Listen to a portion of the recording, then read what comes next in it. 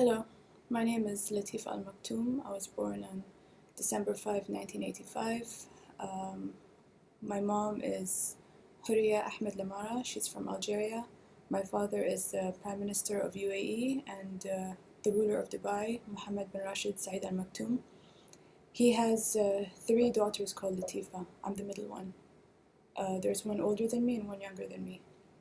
And he has two daughters called Maryam also. I have 30 brothers and sisters total. I had to say that in case this video is discredited in any way, that no, there is a Latifa there and a Latifa there. Yeah, there's three Latifas. I'm one of them. I'm the middle Latifa. My full sisters are Metha and Shamsa. They're both older than me, and Majid, he's younger than me. And I'm making this video because it could be the last video I make.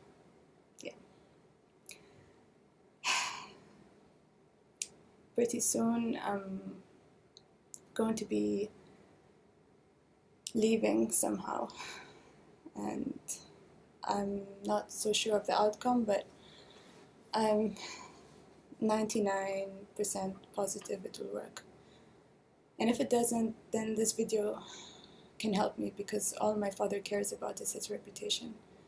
He will kill people to protect his own reputation. He only cares about himself and his ego. So this video could save my life. And if you are watching this video, it's not such a good thing. Either I'm dead or I'm in a very, very, very bad situation. So where do I begin? In 2000, my sister Shamsa, while she was on holiday in England, she was 18 years old, going on 19, she ran away. And in the 2 months that she was free, we were in contact, and I was still in Dubai with my mom and my other sister, whereas she had traveled with her stepmom and all of them. So while she escaped because she didn't have much freedom in Dubai. She didn't have freedom to do the things that, anybody in a civilized world would take for granted, like driving a car or traveling or, just making choices for your own future. Freedom of choice is not something that, we have. So when you have it, you take it for granted. And if you don't have it, it's very, very special. So yeah, she ran away, and the whole time she was communicating with me. I was 14 years old at that time. And yeah, Shamsa was... I saw her almost as a mother figure. Yeah, she was my big sister. She was like a mother also to me, because she really cared about me. I would speak to her every single day. So yeah, when she left, it was a little bit hard. I was happy for her, but at the same time I was worried about her. And what she did was, she also contacted one of her friends in Dubai, whose name is Layla Harib. And she kept calling Layla. And what my father has done is he went to Layla's house and he tried to bribe her with a Rolex. And he said, we need to tap your phone to track Shamsa to see where she is. So that's what they did. And Layla told Shamsa, she told her, my phone is bugged. They're trying to find you, be careful. And Shamsa told me that, and I told her, stop calling Layla, because if you call her, they're going to find you. I think she was very lonely in the UK by herself. She had nobody else to talk to, so she talked to us and she kept talking to Layla. So yeah, after 2 months, they found her. Basically, she was on the streets, and a bunch of guys in a car just drove up. They found her, they grabbed her, kicking and screaming, threw her in the car. And she was driven somewhere by helicopter. She was driven to a helicopter somehow, ended up in France, and from France she came to Dubai. She was drugged on the plane. It was a private jet, so nobody was checking anything. She was drugged, brought back to Dubai, and basically put in this building. The building is called khayma, which means tent in Arabic, but it's not a tent, it's just called a tent. And it's in Zabil Palace, the property of my stepmom, Hind. And she was kept there and locked there. And during that time, we could send her some things, like clothes or whatever. So we snuck in a telephone for her. We, meaning me and my adopted sister Muna Lamara. We were in contact with her, and we snuck in a telephone so we could talk to her. So while she was inside, she contacted some journalists in the UK, and they released the story to The Guardian. I think it was around May 2001 when the story came out. I'm not really sure. The story is, Google Sheikha al Maktoum, and it's the first things that come up. Her escape and all of that. So when the story came out, I think they realized that somehow she was in a communication or somebody was helping her, whatever. So the police went and they took Muna from her university and they questioned and tortured her. And my sister Metha came to my room in the evening the same day, and she said Muna was taken by the police and they're questioning her and beating her up, basically. What do you know about Shamsa? And Metha was kind of acting like the interrogator, you know, like, I'm going to interrogate you to get information from you. I said, I don't know anything. And anyway, I went and I told my other adopted sister, Fatma Lamara, who, by the way, was kept in a cabin in our house. She was kept, it's another story. She's kept in a cabin on our property, but locked up, separated from the rest of the family because she's naughty. Her naughty behavior. She's rebellious. So she's basically kept in a cage in our house. And anyway, I wrote a note for her, and I told our housemaid to give it to her, to slide it under her door. And she did. And I told her, you know, Muna's been taken and she's been questioned by the police and everything. And then Fatma just went crazy. She just, like, broke down the window. And the door, she threw the metal thing outside the window. She broke it. She got out. She took a knife. She was threatening Ali, who is he's a chef, but he's also like the brother-in-law of my father's right-hand man. So he's kind of like in charge of the staff or whatever. So she took a knife and she was threatening him, like, I want to see Muna, I want to see Muna. So they took Fatma, they put her in prison and they tortured her also. And then they realized that she knew nothing. We didn't tell her because we couldn't tell her that we were in contact with Shamsa. Anyway, what happened after that? Yeah, so that day I kind of lost everyone.